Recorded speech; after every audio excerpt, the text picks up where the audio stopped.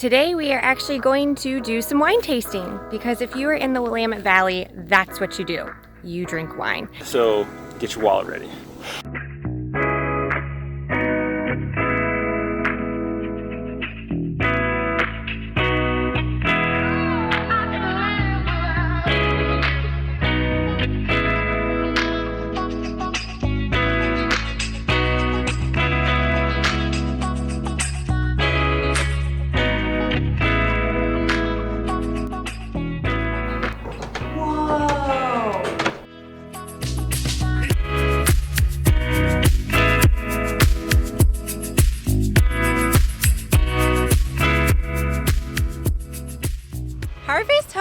Is the best. I mean, look at this.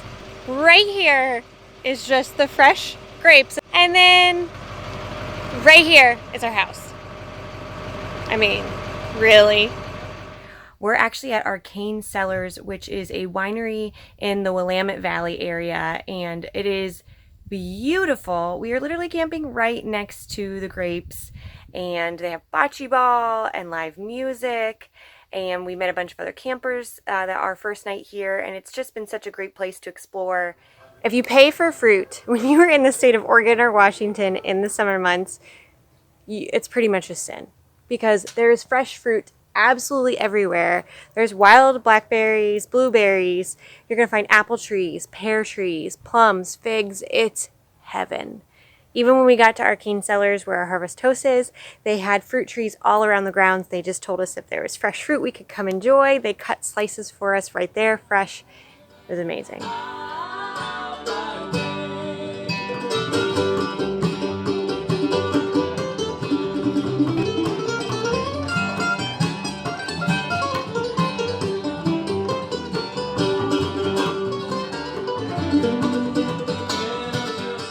If you're not a Harvest Host member yet, and you do enjoy going to wineries or breweries, maybe historical places, or just try a new way of camping, we highly, highly, highly suggest it.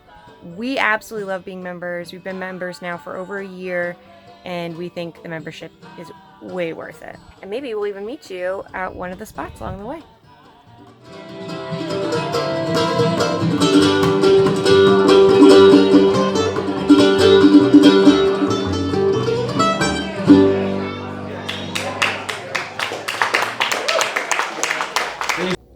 So today we are actually going to do some wine tasting, because if you are in the Willamette Valley, that's what you do. You drink wine. Specifically Pinot Noir. It is what they are known for here. Their soil makes incredible Pinot Noir. We got to try some at Arcane Cellars, where we're actually camping, and it was delicious, and we're looking forward to getting to kind of compare, do some wine tastings out and about, because this region is full of them. So get ready to come drink wine with us, do some wine tastings.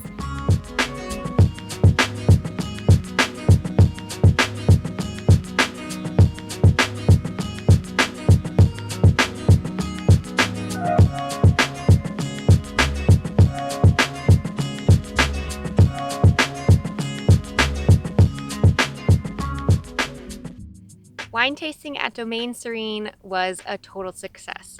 Such a beautiful place. They very high class experience, and all of their wines were excellent. Also be aware, if it's hot, it's warm, late July, August, and September, there will be lots of yellow jackets, and they swarm. I mean, we literally walked outside and there's probably 50 yellow jackets just flying all around. So inside might be the best bet when you're coming to some of these vineyards and wine tastings.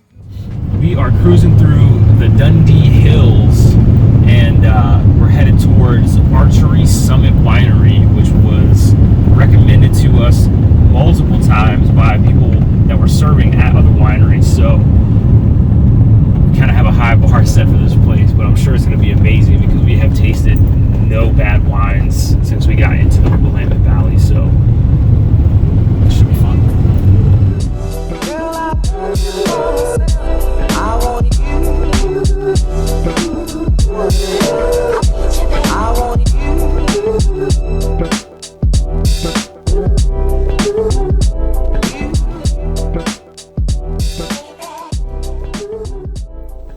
So we just made it to Archery Summit Winery.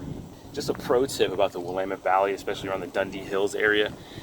most of the tasting rooms at all these wineries are open 7 days a week, but they're only open from 12 to 4. So you're probably going to want to make a little plan, maybe, or plan to spend a few days here if you want to travel around and taste them all. Not to mention, this area has become so well known for the Pinots and the wines in general that it's getting a little pricey. So get your wallet ready.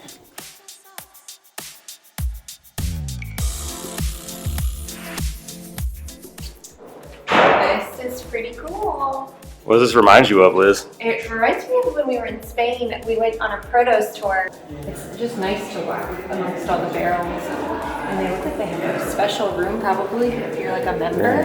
That's a thing here. If you're a part of the wine club, you probably get to enjoy it there.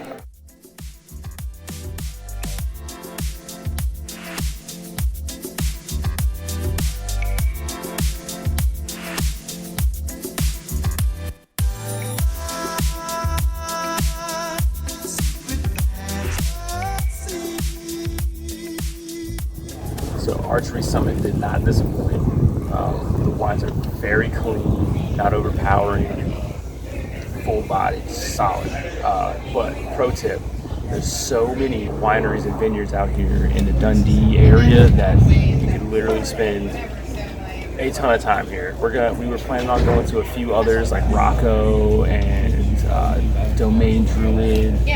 There's a ton. There's way too many to actually taste in one visit. Since we didn't get to accomplish our list, that our locals must-do list, we're actually going to post that in our blog post along with this video. That way, maybe you can try some of the ones we didn't get to try, or at least we'll remember what we didn't have. Also, if you have been to Willamette Valley before, please comment below and let us know what your favorite winery is, just in case we didn't make it there this time, because we're definitely coming back.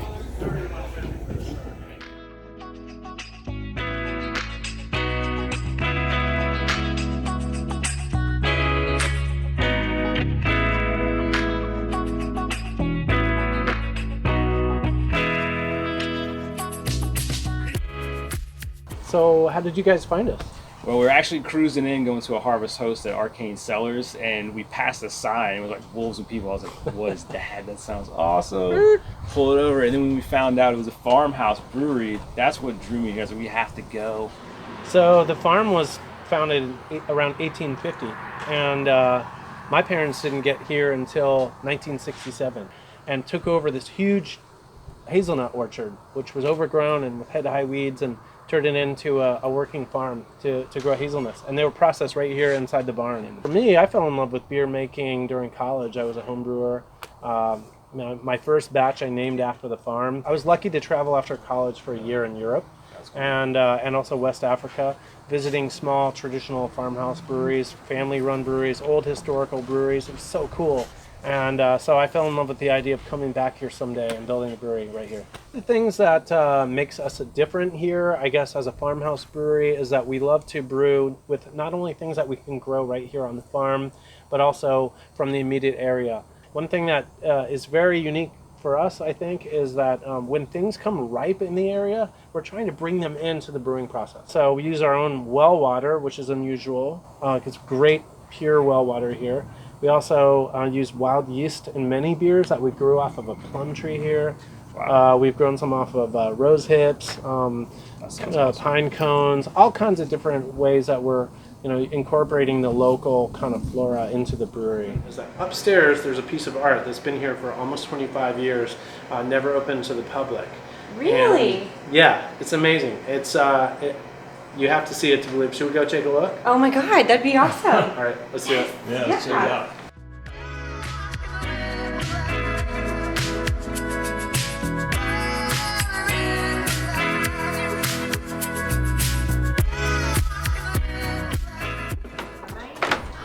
Oh my God. Whoa. Oh, yeah. What?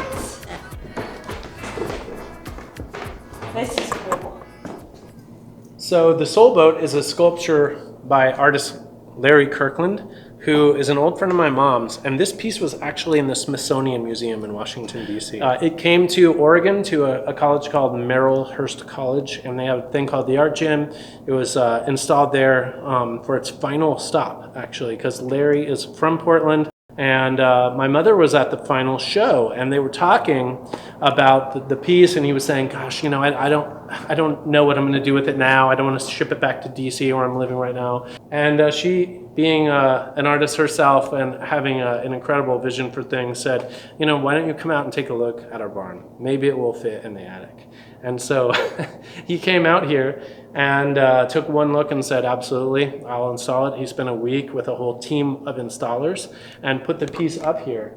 And here it's been pretty much in secret for 24 years. Make it so this is something special you guys are seeing here. This is your chance at seeing it right now. So the soul boat is it's about 40 feet long, and as you can see, it's in the shape of a human form. It's lined with gold leaf from end to end on the inside, and there's no screws or nails anywhere in the piece. It's all held together with dowels like this, and hanging on these delicate wires. So it's really an incredible feat of artistry and woodworking as well. Just these pieces of wood alone, the fine way that they've been finished and sanded and put together is really something. Also, underneath you'll notice there's a million objects that are woven together as a part of this tapestry underneath the piece. They represent objects from day-to-day life, and one of the themes behind this sculpture is that it was built during the AIDS crisis, when a lot of people in the art community were suffering and dying from the AIDS outbreak. And so Larry was very concerned and empathetic and wanted to make a statement about spirituality and a reckoning with the passing and transient nature of everyday things. So that's part of his artist statement. Yeah, we're just very lucky to have it and be kind of like the caretakers, the custodians. Wow. I mean, our time in Willamette Valley has been so special. We've loved the wines we've had. Arcane Cellars was such a gracious host, and it was such a lovely experience to be camping right on their vineyards. But honestly, this Wolves and People was my favorite part by far. That's right. This badass farmhouse barrel-aged brewery blew our freaking minds in the middle of Willamette Valley wine country. This is by far, this turned our Oregon trip around, I think. I think so, and it was just like the perfect ending to our time here, because we actually are heading out in the morning and we're continuing further south through Oregon to Crater Lake. We're gonna head over to Mount Shasta in Northern California to visit some family. So this evening, seeing the boat, seeing the art piece, and having amazing beer, just, what is it? The cherry on top? The cherry on top of the ice cream sundae. So we hope if you do come to Willamette Valley that you get to enjoy some of the places we talked about today. We'd love to hear from you if you have come here, what you've enjoyed. If you do come here because you've seen this, please share that with us as well. And as always, please follow us on Instagram. If you follow our stories, you'd actually see us live when we were here enjoying the beer and seeing the boat for the first time. It's pretty cool. If you like the video on YouTube, make sure you give us a thumbs up, hit that subscribe button if you haven't already, and we'll see you next time. Bye.